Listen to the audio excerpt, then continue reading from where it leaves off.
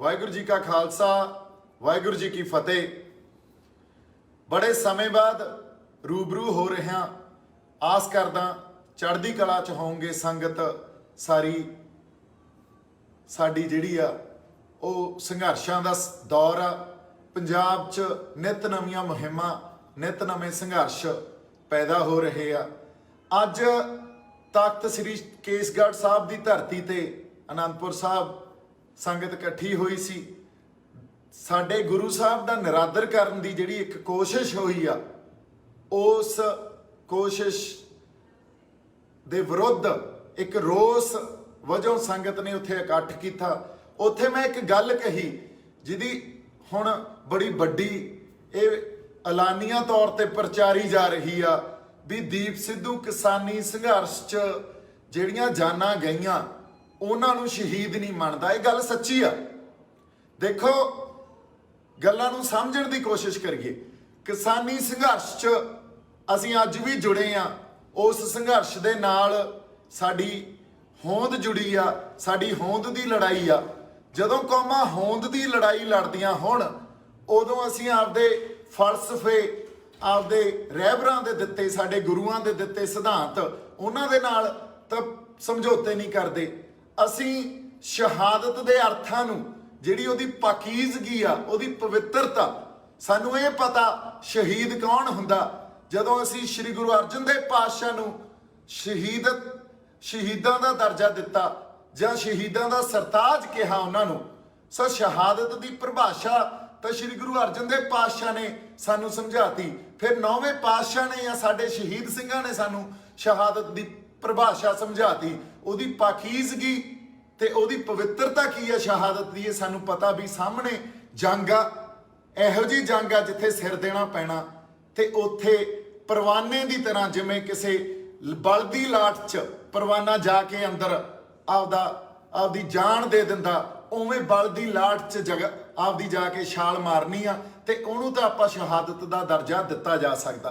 ਪਰ ਜਿਹੜੇ ਕਿਸਾਨੀ ਸੰਘਰਸ਼ 'ਚ ਜਾਨਾਂ ਗਵਾਈਆਂ, ਜਿਹੜੇ ਅਕਾਲ ਚਲਾਣਾ ਕਰ ਗਏ ਸਾਡੇ ਬੰਦੇ, ਜਾਂ ਜਿਹੜੇ ਬੰਦਿਆਂ ਨੇ ਆਪਦੀਆਂ ਜਾਨਾਂ ਦੀਆਂ ਕੁਰਬਾਨੀਆਂ ਦਿੱਤੀਆਂ, ਇਹ ਗੱਲਾਂ ਨੂੰ ਅਸੀਂ ਸਮਝੀਏ। ਜੇ ਅਸੀਂ ਉਹਨਾਂ ਨੂੰ ਵੀ ਇਹੀ ਉਸ ਪਰਿਭਾਸ਼ਾ ਦੇ ਅਧੀਨ ਅਸੀਂ ਇਹ ਕਹਿਣ ਲੱਗ ਜਾਈਏ ਵੀ ਉਹ ਸਾਡੇ ਸ਼ਹੀਦ ਆ, ਇਹ ਤੁਹਾਡੇ ਕਿਸੇ ਅੰਦਰੋਂ ਜਜ਼ਬੇ 'ਚ ਤਾਂ ਗੱਲ ਕਹੀ ਜਾ ਸਕਦੀ ਆ।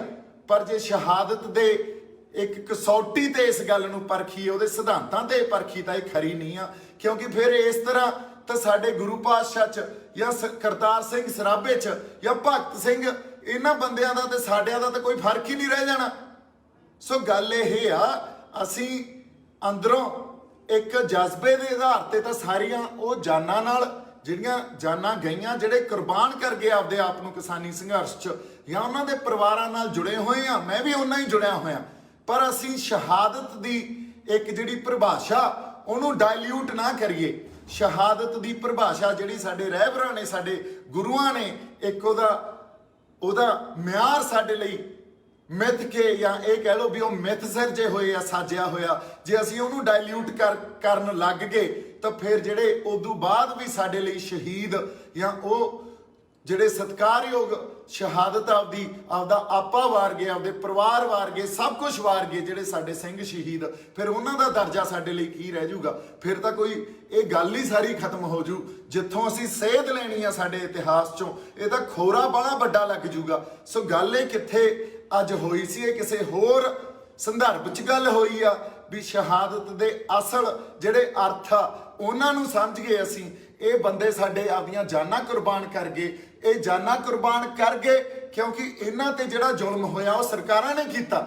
ਉਹ ਹੁਣ ਦੀ ਇਸ ਮੌਜੂਦਾ ਬੀਜੇਪੀ ਸਰਕਾਰ ਨੇ ਉਹਨਾਂ ਦੇ ਜ਼ੁਲਮ ਦੇ ਕਰਕੇ ਇਹ ਜਾਨਾਂ ਕੁਰਬਾਨ ਕਰ ਗਏ। ਅਸੀਂ ਇਹਨਾਂ ਨੂੰ ਨਤਮਸਤਕ ਆ, ਇਹਨਾਂ ਦੇ ਲਈ ਵੀ ਸਾਡਾ ਸਿਰ ਝੁਕਦਾ ਜਿਹੜੇ ਆਪਦਾ ਆਪਾ ਵਾਰ ਗਏ। ਪਰ ਇਹਨਾਂ ਨੂੰ ਸ਼ਹੀਦੀ ਜਾਂ ਸ਼ਹਾਦਤ ਦੇ ਕਸੌਟੀ ਜਾਂ ਉਹਨਾਂ ਸਿਧਾਂਤਾਂ ਤੇ ਆਪਾਂ ਪਰਖੀਏ ਤਾਂ ਮੇਰੇ ਖਿਆਲ 'ਚ ਫਿਰ ਤਾਂ ਜਿਹੜੇ ਸਾਡੇ ਕਰਤਾਰ ਸਿੰਘ ਸਰਾਭੇ ਵਰਗੇ, ਭਗਤ ਸਿੰਘ ਵਰਗੇ, ਫਿਰ ਉਹਨਾਂ ਨੂੰ ਕਿੱਥੇ ਰੱਖਾਂਗੇ? ਕੋਈ ਤਾਂ ਯਾਰ ਫਰਕ ਰੱਖੀਏ ਆਪਾਂ ਇਹਨਾਂ ਗੱਲਾਂ 'ਚ।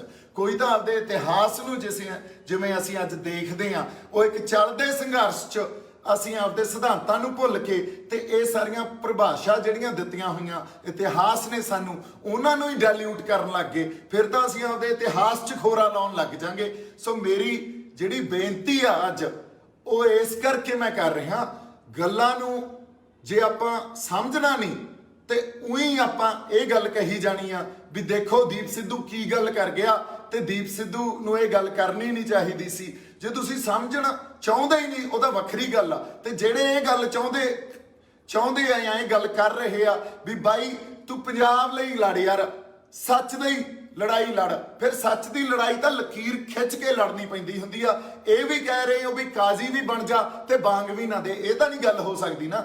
ਜਾਂ ਤਾਂ ਫਿਰ ਕਾਜ਼ੀ ਬਣ ਕੇ ਬਾਂਗ ਦੇਣੀ ਪਊਗੀ, ਫਿਰ ਤਾਂ ਸੱਚ ਬੋਲਣਾ ਪਊ।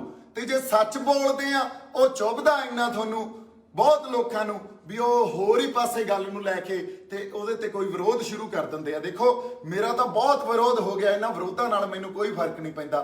ਹਰ ਵਿਰੋਧ ਮੈਨੂੰ ਹੋਰ ਤਾਕਤ ਦਿੰਦਾ ਤੇ ਉਸ ਤਾਕਤ ਦੇ ਨਾਲ ਅਕਾਲ ਪੁਰਖ ਵਾਹਿਗੁਰੂ ਨੂੰ ਨਤਮਸਤਕ ਹੋ ਕੇ ਮੈਂ ਫੇਰ ਆਪਦੇ ਰਾਹ ਤੇ ਤੁਰ ਪੈਣਾ। ਪਰ ਮੈਂ ਇਸ ਗੱਲ ਨੂੰ ਇਸ ਲਈ ਇਸ ਖਾਤਰ ਸੰਗਤ ਸਾਹਮਣੇ ਦੁਬਾਰਾ ਲੈ ਕੇ ਆਇਆ, ਸ਼ਹਾਦਤ ਦੇ ਅਰਥ, ਸ਼ਹੀਦੀ ਦੀ ਪਰਿਭਾਸ਼ਾ ਸਾਡੇ ਰਹਿਬਰਾਂ ਨੇ ਤੇ ਸਾਡੇ ਸਿੰਘ ਸ਼ਹੀਦਾਂ ਨੇ ਸਾਨੂੰ ਦਿੱਤੀ ਆ।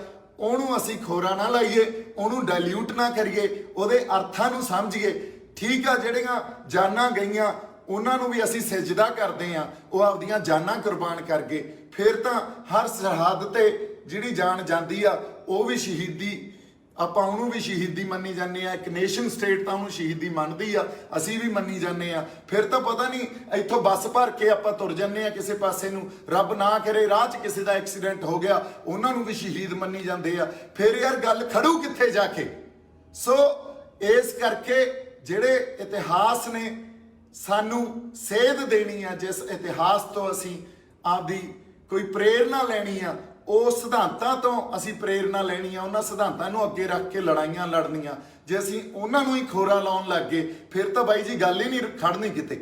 ਸੋ ਕਾਜ਼ੀ ਵੀ ਬਣ ਕੇ ਰਹੀਏ ਤੇ ਬਾਂਗ ਵੀ ਨਾ ਦਈਏ, ਇਹ ਨਹੀਂ ਹੋਇਆ ਜਾ ਸਕਦਾ। ਸੱਚ ਦੀ ਗੱਲ ਕਰਨੀ ਪਊ, ਸੱਚ ਦੀ ਗੱਲ ਖਾਤਰ ਇੱਥੇ ਇਸ ਰਾਹ ਤੇ ਖੜੇ ਆ ਤੇ ਇੱਥੇ ਤੁਰ ਰਹੇ ਆ। ਤੇ ਜੇ ਇਹ ਤੋਂ ਮੁਣਕਰ ਹੁਣ ਨੂੰ ਕਹਿ ਦੋਗੇ ਮੈਨੂੰ ਵੀ ਬਾਈ ਨੂੰ ਤੂੰ ਸੱਚ ਨਾ ਬੋਲ ਯਾਰ, ਕੋਈ ਨਹੀਂ ਜਿਵੇਂ ਚੱਲਦਾ ਚੱਲੀ ਜਾਣ ਦੇ, ਇਹ ਤਾਂ ਨਹੀਂ ਮੇਰੇ ਤੋਂ ਹੋਣਾ। ਇੰਨੀਆਂ ਕੁ ਗੱਲਾਂ ਅੱਜ ਤੁਹਾਡੇ ਨਾਲ ਰੂਬਰੂ ਹੋ ਕੇ ਕਰਨੀਆਂ ਸੀ। ਮੇਰੇ ਵੱਲੋਂ ਬਹੁਤ ਸਾਰਾ ਪਿਆਰ ਤੇ ਸਤਿਕਾਰ। ਜਿਉਂਦੇ ਵਾਸਤੇ ਰਹੋ ਹਮੇਸ਼ਾ।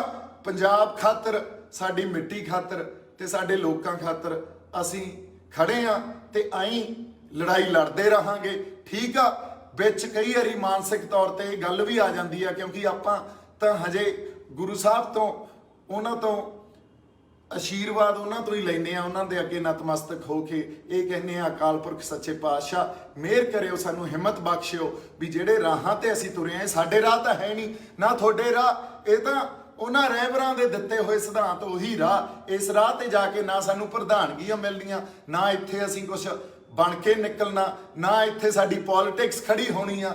ਇੱਥੇ ਤਾਂ ਬਾਈ ਜੀ ਵਾਕਈ ਆ ਕੇ ਸਭ ਕੁਝ ਵਾਰਨ ਵਾਲੀ ਗੱਲ ਹੀ ਹੋ ਜਾਂਦੀ ਆ। ਸੋ ਇਸ ਰਾਹ ਤੇ ਜੇ ਤੁਰੇ ਆ ਤਾਂ ਅਕਾਲ ਪੁਰਖ ਵਾਹਿਗੁਰੂ ਸਾਨੂੰ ਹਿੰਮਤ ਬਖਸ਼ੀ ਵੀ ਇਸ ਰਾਹ ਤੇ ਤੁਰੇ ਰਹੀਏ। ਕਈ ਵਾਰੀ ਮਾਨਸਿਕ ਤੌਰ ਤੇ ਬੰਦਾ ਇਹ ਸੋਚਦਾ ਵੀ ਜਿੱਥੇ ਆ ਕੇ ਖੜ ਗਏ ਆ ਇਦੂੰਗਾ ਤੁਰਨਾ ਚਾਹੀਦਾ ਕਿ ਨਹੀਂ, ਪਰ ਫਿਰ ਕਿਤੋਂ ਨਾ ਕਿਤੋਂ ਹਿੰਮਤ ਉਸ ਅਕਾਲ ਪੁਰਖ ਵਾਹਿਗੁਰੂ ਦੇ ਚਰਨਾਂ 'ਚ ਜਾ ਕੇ ਉੱਥੇ ਨਤਮਸਤਕ ਹੋ ਕੇ ਹੀ ਮਿਲਦੀ ਆ। ਸੋ ਇੰਨੀਆਂ ਕੁ ਗੱਲਾਂ ਅੱਜ ਆਪਾਂ ਕਰਨੀਆਂ ਸੀ। ਮੇਰੇ ਵੱਲੋਂ ਬਹੁਤ ਸਾਰਾ ਪਿਆਰ ਤੇ ਸਤਿਕਾਰ। ਜਿਉਂਦੇ ਵਾਸਤੇ ਰਹੋ। ਕਿਸਾਨੀ ਸੰਘਰਸ਼ ਦੇ ਨਾਲ ਵੀ ਉਵੇਂ ਹੀ ਜੁੜੇ ਹੋਏ ਆ। ਉਹਨਾਂ ਬੰਦਿਆਂ ਦੀ ਜਿਹੜੇ ਆਪਦੀਆਂ ਜਾਨਾਂ ਕੁਰਬਾਨ ਕਰ ਗਏ ਉਹਨਾਂ ਲਈ ਵੀ ਸਜਦਾ। ਤੇ ਸਾਡੀਆਂ ਸਾਰੀਆਂ ਸੰਗਤਾਂ ਨੂੰ ਇੱਕ ਬੇਨਤੀ ਆ ਵੀ ਐਵੇਂ ਹੀ ਗੱਲਾਂ 'ਚ ਆ ਕੇ ਗੱਲਾਂ ਨੂੰ ਜਾਂਚੇ ਪਰਖੇ ਬਿਨਾ ਜੇ ਆਪਾਂ ਇੱਕ ਦੂਜੇ ਦੀਆਂ ਲੱਤਾਂ ਹੀ ਖਿੱਚਣੀਆਂ ਤਾਂ ਫੇਰ ਮੈਨੂੰ ਲੱਗਦਾ ਸਾਡਾ ਰਾਹ ਹਜੇ ਬਹੁਤ ਦੂਰ ਆ। ਤੇ ਜੇ ਅਸੀਂ ਹਜੇ ਵੀ ਸਿਰ ਜੋੜ ਕੇ ਬੈਠਾਂਗੇ, ਸਿਰ ਜੋੜ ਕੇ ਬੈਠ ਕੇ ਗੱਲਾਂ ਨੂੰ ਵਿਚਾਰਾਂਗੇ ਤੇ ਉਹਦੇ ਤੇ ਗਾਂ ਫਿਰ ਕੋਈ ਮਸਲਿਆਂ ਨੂੰ ਸਮਝ ਕੇ ਕਿਸੇ ਹੱਲ ਵੱਲ ਤੁਰਾਂਗੇ, ਫਿਰ ਸਾਨੂੰ ਹੱਲ ਵੀ ਮਿਲ ਜਾਣੇ ਆ। ਮੇਰੇ ਵੱਲੋਂ ਬਹੁਤ ਸਾਰਾ ਪਿਆਰ ਸਤਿਕਾਰ। ਵਾਹਿਗੁਰੂ ਜੀ ਕਾ ਖਾਲਸਾ, ਵਾਹਿਗੁਰੂ ਜੀ ਕੀ ਫਤਿਹ।